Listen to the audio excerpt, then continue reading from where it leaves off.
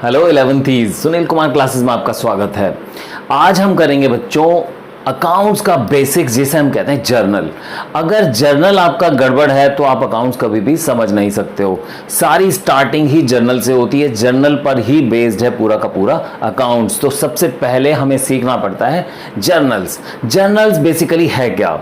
Journal को लिखने का जो फॉर्मेट है वो इस तरीके से है। आप ये फॉर्मेट बनाएंगे जैसे मैंने बना रखा है। यहाँ पे हम डेबिट लिखेंगे, यहाँ पर्टिकुलर, यहाँ डेबिट अमाउंट, यहाँ क्रेडिट अमाउंट। ये डेबिट और क्रेडिट इसलिए लिखा है, अकाउंट्स में हर चीज के दो एस्पेक्ट्स होते हैं। आपने स्टार्टिंग के टॉपिक्स में थ्योरी में पढ़ा होगा कि हर ट्रांजैक्शन के दो इफेक्ट होते हैं, एक डेबिट और एक क्रेडिट। इसलिए मैंने यहाँ पे डेबिट और क्रेडिट लिखा है। तो बच्चों देखते हैं कि कैसे डेबिट और क्रेडिट लिखे जाते हैं जर्नल्स के अंदर। जिसे हमें डेबिट करना होता है उसे हम ऊपर लिखते हैं। जैसे मुझे कैश को डेबिट करना था तो मैंने कैश को ऊपर लिखा, कैश अकाउंट डेबिटेड, ऐसे लाइन डाल के। और जिसे मुझे क्रेडिट करना था उसे मैंने नीचे लिखा थोड़ा सा राइट में, टू फर्नीचर। मुझे फर्नीचर को क्रेडिट करना था। अब फर्नीचर के आगे क्रेडिट मत लिख देना बच्चों। तो अब डेबिट का अमाउंट डेबिट के कॉलम में 10,000 और क्रेडिट वाला अमाउंट क्रेडिट के कॉलम में 10,000। और यहां ब्रैकेट में आपको जो क्वेश्चन होता है या जो ट्रांजैक्शन होती है वो एज इट इज कॉपी कर देनी होती है। तो ये होती है हमारी जर्नल एंट्री। अब दिमाग में बहुत सारे बुलबुले उठ रहे होंगे कि सर ने कैश को ही डेबिट क्यों किया, फर्नीचर को ही क्रेडिट क्यों किया, किसको डेबिट करना है और किसको क्रेडिट करना है, यही तो मैं आज सिखाने वाला हूं आपको। तो चलिए बच्चों अब स्टार्ट करते हैं डेबिट एंड क्रेडिट का खेल। बच्चों फर्स्ट हमारा रूल है debit what comes in, credit what goes out. बहुत सिंपल है, जो बिजनेस में आ रहा है उसको डेबिट करो, जो बिजनेस से जा रहा है उसे क्रेडिट करो। मतलब ये कोई भी चीज, चाहे वो कैश है, फर्नीचर है, बिल्डिंग है, मशीन है, कंप्यूटर है, स्टॉक है, जो भी आ रहा है उसे आप डेबिट करो और जो भी जा रहा है उसे क्रेडिट करो। तो एक एग्जाम्पल लेता हूं मैं sold furniture for cash rupees 10,000, जो मैंने अभी लिखा था। फर्नीचर बेचा गया है 10,000 रुपए में। तो क्या आया और क्या गया? बिजनेस से फर्नीचर जा रहा है और कैश आ रहा है। तो कैश आ रहा है तो कैश को हम डेबिट करेंगे, कैश अकाउंट डेबिटेड। और फर्नीचर जा रहा है तो फर्नीचर को हम क्रेडिट करेंगे। अभी मैं फॉर्मेट बना के नहीं लिख रहा हूं क्योंकि मुझे आपको कंसेप्ट समझाने हैं, तो मैं फॉर्मेट बना के नहीं लिख रहा हूं। कैश अकाउंट डेबिटेड क्योंकि कैश आया है, हमने फर्नीचर सेल किया था, कैश आ रहा है और फर्नीचर जा रहा है। तो cash account debited to furniture 10,000। अब आया समझ में कि मैंने वहां पे जब मैंने एंट्री लिखी थी तो कैश को डेबिट क्यों किया था और फर्नीचर को क्रेडिट क्यों किया था। ऐसे नहीं किया था कि किसी को भी डेबिट कर दिया किसी को भी क्रेडिट कर दिया। रूल्स के हिसाब से कैश डेबिट हो रहा था, फर्नीचर क्रेडिट हो रहा था। कैश आ रहा है और फर्नीचर जा रहा है। तो बच्चों एक और ट्रांजेक्शन में बोल रहा हूं, ये ट्रांजेक्शन आपको करनी है। लिखिए transaction, purchased machinery for rupees 9,000।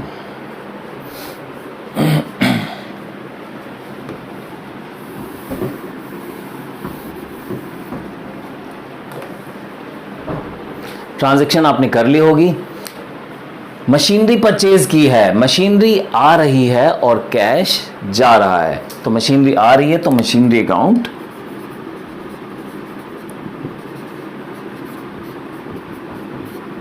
Debited to cash account. तो ये बात आप लोगों को बहुत अच्छे से समझ में आ गई है कि बिजनेस में जो चीज आ रही है उसे डेबिट करना है, जो चीज जा रही है उसे क्रेडिट करना है। अब मैं आपको बताता हूं एक और इंपॉर्टेंट बात। बच्चों ध्यान रखना आप लोग कि गुड्स के केस में गुड्स नहीं लिखना है। अगर आपने गुड्स सेल किए हैं तो आपको सेल्स अकाउंट लिखना है, गुड्स आपने परचेज किए हैं तो आपको परचेज अकाउंट लिखना है। अब एक एग्जाम्पल देखिए, उससे आपको समझ में आएगा।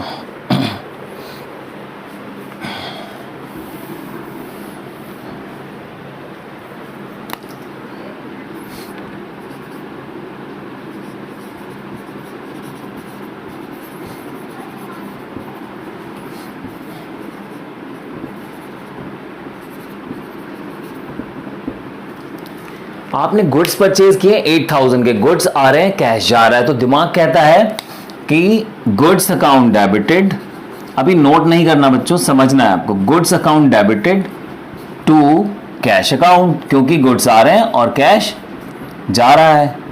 लेकिन मैंने अभी आपको बताया था कि आपको गुड्स नहीं लिखना है। अगर आप गुड्स परचेज करेंगे तो आपको परचेज अकाउंट लिखना है, और आप गुड्स सेल करेंगे तो आपको सेल्स अकाउंट लिखना है, गुड्स नहीं लिखना। ठीक है बच्चों, ध्यान रहेगा आपको। एक और ट्रांजैक्शन करते हैं।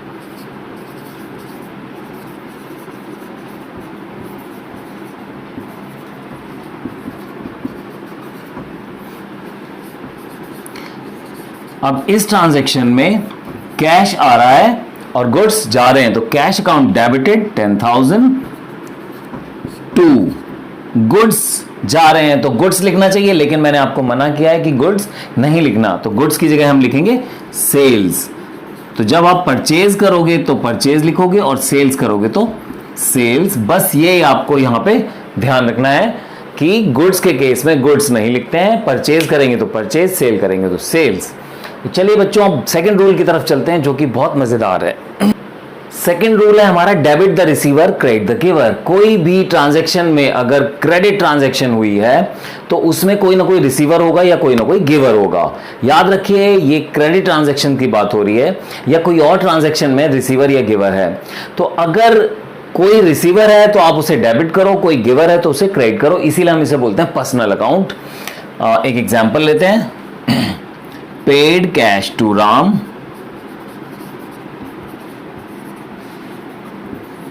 रुपीज 9,000। राम को हमने 9,000 कैश दिया है, तो इसमें रिसीवर कौन है? Ram, and cash goes out, तो Ram debited, Ram is the receiver, Ram debited to cash account. Name के साथ अकाउंट नहीं लिखना होता है, या तो अपोस्ट्रोफी अकाउंट लिखिए या फिर अकाउंट मत लिखिए, तो बाकी सब चीजों के साथ अकाउंट लिखते हैं। तो Ram debited to cash, debit the receiver and credit what goes out. आप कहेंगे इस वाले रूल में ये क्यों मिक्स हो रहा है?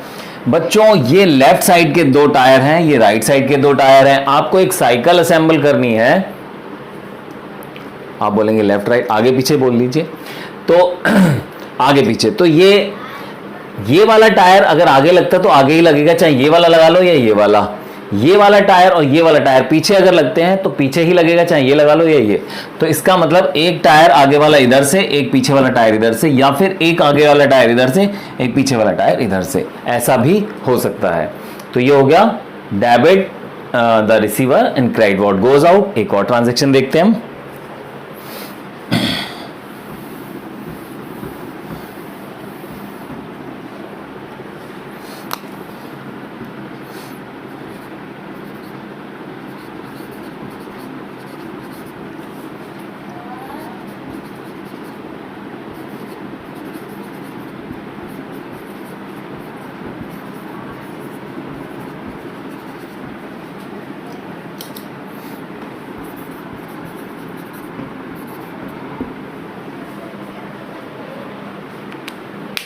परचेज कंप्यूटर कॉस्टिंग 8,000 फ्रॉम ए। इस ट्रांजैक्शन में नेम लिखा हुआ है, तो ये याद रखना है आपको, जिन ट्रांजैक्शंस में नेम लिखे होते हैं वो क्रेडिट ट्रांजैक्शंस होती हैं।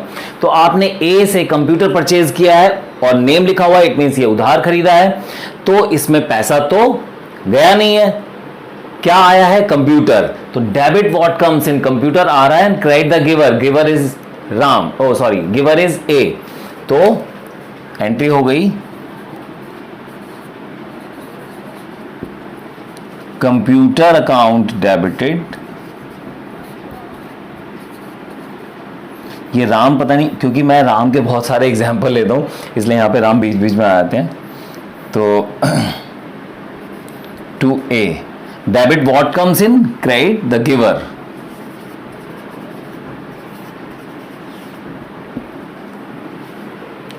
ठीक है बच्चों, एक और करते हैं।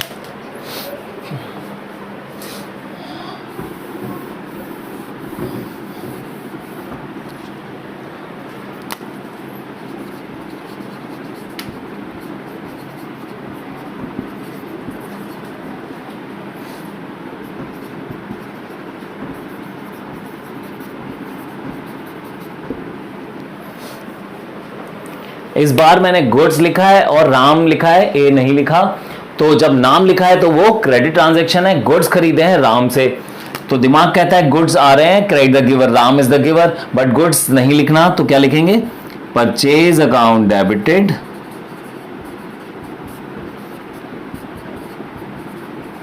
To Ram, debit what comes in, credit the giver, goods नहीं लिखते इसलिए परचेज अकाउंट लिखा है। अब करते हैं एक और धमाकेदार entry.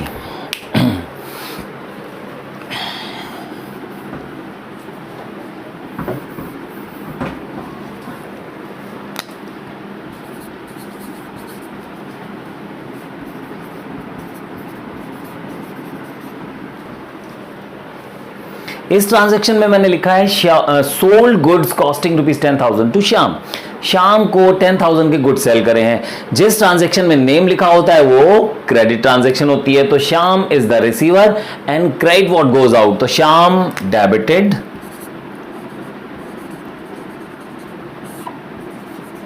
And credit what goes out goods, but goods नहीं लिखते हैं तो क्या लिखेंगे, सेल्स अकाउंट। ध्यान रखना है, गुड्स परचेज करेंगे तो परचेज अकाउंट लिखेंगे, गुड्स सेल करेंगे तो सेल्स अकाउंट लिखेंगे, परचेज करा हुआ वापस करेंगे तो परचेज रिटर्न अकाउंट लिखेंगे, और हमारा सेल करा हुआ गुड्स वापस आएगा तो सेल्स रिटर्न लिखेंगे, बट गुड्स नहीं लिखेंगे। Purchase purchase return, sale sales return, but goods नहीं लिखेंगे। अब हम करते हैं थर्ड रूल। ये हमारा थर्ड रूल है, debit all the losses and expenses, credit all the gains and incomes.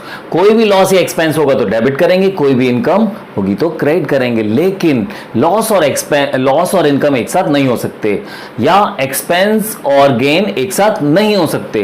तो इसका मतलब वही वाली बात जो मैंने आपको बताई थी कि साइकिल का जो आगे वाला टायर है ये, तो आगे वाला टायर आगे ही लगेगा, कोई सा भी एक टायर लगा दो, पीछे वाला टायर पीछे ही लगेगा, चाहे कोई सा भी एक टायर लगा दो। तो ये ट्रांजैक्शन हाफ ये हाफ ये हाफ ये हाफ ये हाफ ये हाफ ये इस तरीके से बन सकती है। तो अब मैं एग्जांपल दे रहा हूं, पेड रेंट ₹10,000, पेड रेंट ₹10,000।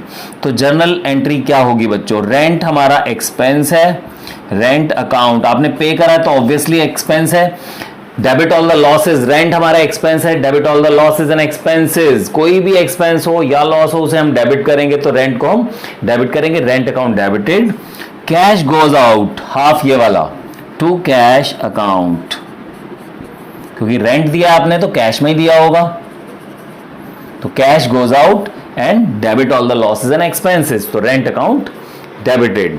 तो चलिए बच्चों एक और करते हैं इसका एग्जांपल।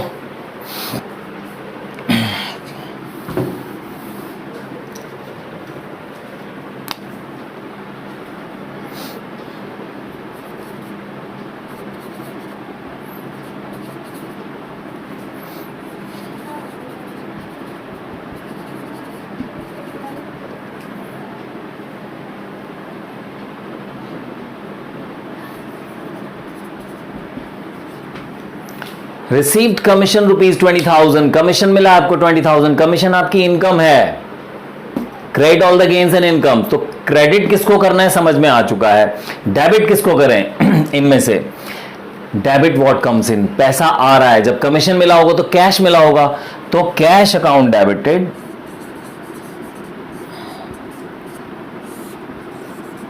टू कमीशन, इसे कमीशन रिसीव्ड भी लिख सकते हैं, सिर्फ कमीशन भी लिख सकते हैं। रिसीव्ड तभी लिखना चाहिए जब आपका कमीशन पे भी करते हो, आप किसी को कमीशन लेते भी हो, तो उस केस में रिसीव्ड और पेड कमीशन डिफरेंट होते हैं, तो इसलिए आपको रिसीव्ड और पेड लिखना चाहिए। ऐसे डिस्काउंट अलाउड और डिस्काउंट रिसीव्ड, अगर क्वेश्चन में डिस्काउंट अलाउड और रिसीव्ड होते हैं जिस बिजनेस में, तो उसमें अलाउड भी लिखना चाहिए, साथ में रिसीव्ड भी लिखना चाहिए। लेकिन अगर क्वेश्चन में एक ही टाइप का डिस्काउंट है, या तो रिसीव ही है सिर्फ या अलाउड ही है, तो फिर आप बिना रिसीव्ड अलाउड के भी लिख सकते हैं। जैसे यहां पे मैंने अब इस क्वेश्चन में या इस टाइप के बिजनेस में अगर मान लो कमीशन सिर्फ मिलता है, हम पे नहीं करते हैं, तो हम फिर कमीशन लिख देंगे, रिसीव नहीं लिखेंगे तो चलेगा। लेकिन अगर किसी बिजनेस में रिसीव्ड भी होता है कमीशन, पे भी, तो आपको फिर लिखना पड़ेगा कमीशन रिसीव्ड। तो चलिए बच्चों अब हम आगे बढ़ते हैं और एक मजेदार ट्रिक सिखाता हूं आप लोगों को कि आप डेबिट और क्रेडिट एक और ट्रिक से भी कर सकते हैं। अब आप सोच रहे होंगे वो ट्रिक आपने पहले क्यों नहीं बताई सर, बच्चों ये गोल्डन रूल्स हर बच्चे को आने ज़रूरी हैं, ये गोल्डन रूल्स आने ही चाहिए, इसे हम ट्रेडिशनल अप्रोच कहते हैं। अब मैं मॉडर्न अप्रोच से बहुत ही शॉर्टकट तरीके से बताता हूँ आपको कि आप डेबिट और क्रेडिट किस तरीके से कर सकते हैं। बच्चों ये मॉडर्न अप्रोच है, इससे भी डेबिट क्रेडिट फाइंड कर सकते हैं आप लोग। बहुत इजी है, एसेट लॉस और एक्सपेंस अगर इंक्रीज होंगे तो उन्हें डेबिट करना है। एसेट्स लॉसेस एंड एक्सपेंसेस जब इंक्रीज होंगे तो उनको डेबिट करना है। अगर यही सब चीजें एसेट लॉसेस एक्सपेंसेस डिक्रीज होते हैं तो क्रेडिट करना है, ठीक है। इसको ऑपोजिट करना है लायबिलिटीज के केस में। लायबिलिटी कैपिटल है या गेन है, अगर इंक्रीज हो रहे हैं तो क्रेडिट करना है, उल्टा करना है। जो एसेट का करते हैं उसका उल्टा करना है, ठीक है। तो क्रेडिट करेंगे जब ये इंक्रीज होंगे और ये सब जब ये सारी चीजें डिक्रीज होंगी तो डेबिट करेंगे। तो यहां पे आप ये वाला रूल भी लगा सकते हो। अगर आपको पिछली अप्रोच समझ में आ चुकी है, कन्वेंशनल अप्रोच, अगर आपके क्वेश्चन उससे आराम से हो रहे हैं तो आप उससे भी कर सकते हो। दिमाग में सोचते वक्त आपने ये वाली अप्रोच सोची थी या पिछली अप्रोच सोची थी, किसको पता है। तो माइंड में सोचो कुछ भी, चाहे ये वाली या पिछली वाली, आपको तो सिर्फ जर्नल एंट्रीज करनी है। आपकी जर्नल एंट्री ठीक होनी चाहिए। अब देखिए, started business with cash 20,000, business start किया है 20,000 से। यहां पे बच्चे फंस जाते हैं। पिछली जो अप्रोच हमने करी थी कन्वेंशनल, वहां पे दिमाग नहीं लगा पाते हैं, तो वो इस वाली अप्रोच से आराम से हो रहा है। बिजनेस स्टार्ट करा है, cash increase capital increase, accounting equation में आप सीख चुके हैं। Cash increase capital increase, cash asset है, इंक्रीज हो रही है, डेबिट करेंगे। कैपिटल इंक्रीज हो रही है, क्रेडिट करेंगे। तो जर्नल एंट्री हो जाएगी हमारी, cash account debited to capital account. तो ऐसा नहीं है कि हर जगह आपको कन्वेंशनल अप्रोच हेल्प करेगी, कहीं कहीं पे आपको इस वाली अप्रोच से ज्यादा इजी तरीके से क्वेश्चन कर पाएंगे आप लोग। चलिए एक और एग्जांपल लेते हैं।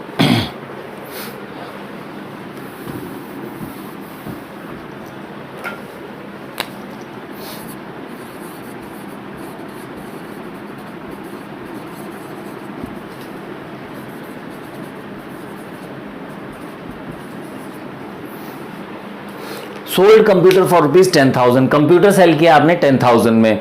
अब या तो आप debit what comes in credit what goes out लगा दीजिए, या फिर आप देखिए कंप्यूटर जा रहा है, कंप्यूटर डिक्रीज हो गया है और कैश इंक्रीज हो गया है। जो एसेट इंक्रीज हो रही है उसे डेबिट करो और जो एसेट डिक्रीज हो रही है उसे क्रेडिट करो। तो आपका कंप्यूटर डिक्रीज हो रहा है और कैश इंक्रीज हो रहा है। डिक्रीज मतलब गोज आउट, ठीक है। तो कैश इंक्रीज हो रहा है, जो एसेट इंक्रीज हो रही है उसको आप डेबिट कीजिए, और जो एसेट आपकी डिक्रीज हो रही है, कंप्यूटर डिक्रीज हो रहा है, जा रहा है और डिक्रीज हो रहा है, एक ही बात है, तो आप उसको क्रेडिट कीजिए। तो है ना मजेदार ये मॉडर्न अप्रोच। तो आप दोनों में से कोई भी अप्रोच माइंड में सोच के जर्नल एंट्रीज करेंगे और फिर जर्नल के बाद हम लेजर और ट्रायल बैलेंस सीखेंगे।